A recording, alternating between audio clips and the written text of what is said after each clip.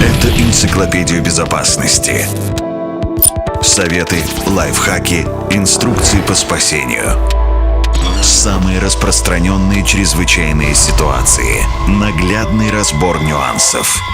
Как избежать неприятностей и что делать, когда здоровью и жизни уже угрожает опасность. Это должен знать каждый.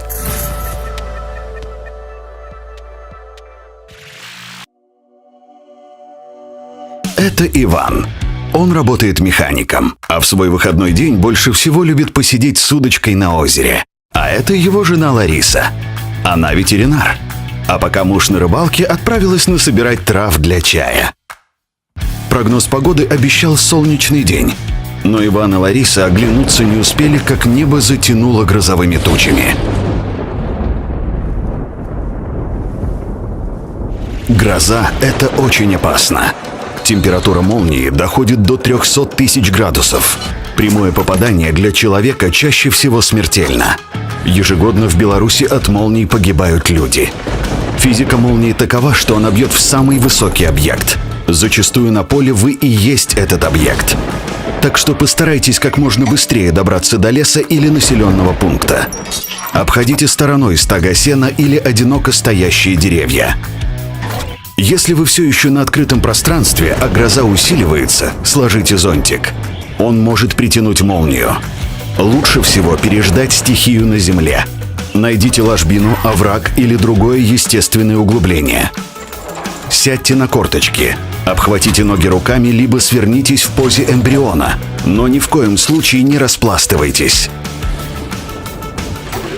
Если гроза настигла вас в населенном пункте, идите подальше от металлических оград, громоотводов, других металлических объектов.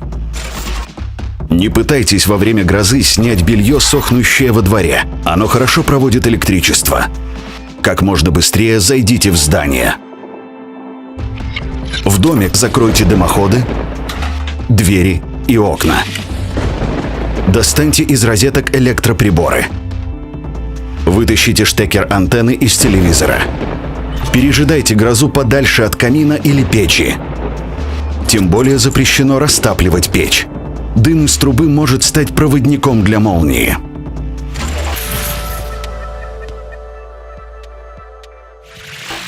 Если вы на реке или озере, сразу прекратите рыбачить. Снасти являются проводником для электричества. Максимально быстро покиньте водоем. Удар молнии распространяется вокруг водоема в радиусе 100 метров. Нередко молния бьет и в берега. Отойдите подальше, но перемещайтесь обычным шагом, а не бегом. Также во время грозы не подходите к велосипеду и мотоциклу ближе, чем на 30 метров. Лучше вернуться за своим средством передвижения позже. Молния в лесу практически никогда не бьет в землю, так как деревья являются естественными громоотводами. Держитесь подальше от самых высоких деревьев. Чем выше дерево, тем вероятнее в него ударит молния. Самыми опасными являются дуб, тополь, ель. Если гроза где-то прямо над вами, безопаснее всего сесть между низкорослыми деревьями с густыми кронами. Но даже если вам очень холодно, не пытайтесь разводить костер. Дым может притянуть разряд молнии. Также за городом рекомендуется на время отключить мобильный телефон. Есть теория, что входящий звонок может стать причиной попадания молнии. Чтобы узнать, удаляется или приближается гроза, посчитайте время между вспышкой молнии и звуком грома. 1 секунда – гроза на расстоянии 350 метров. 3 секунды – примерно 1 километр. 5 секунд – около 1,5 километров.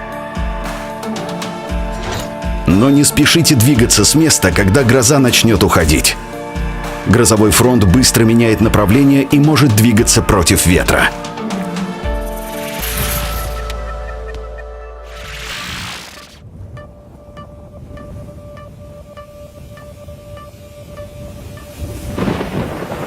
Подведем итоги.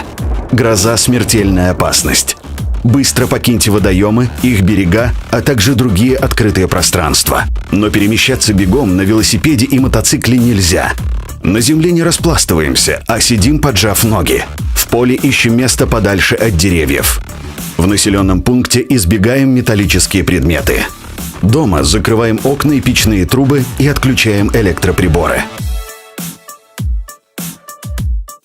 Берегите себя. Жизнь прекрасна, а впереди много хорошего.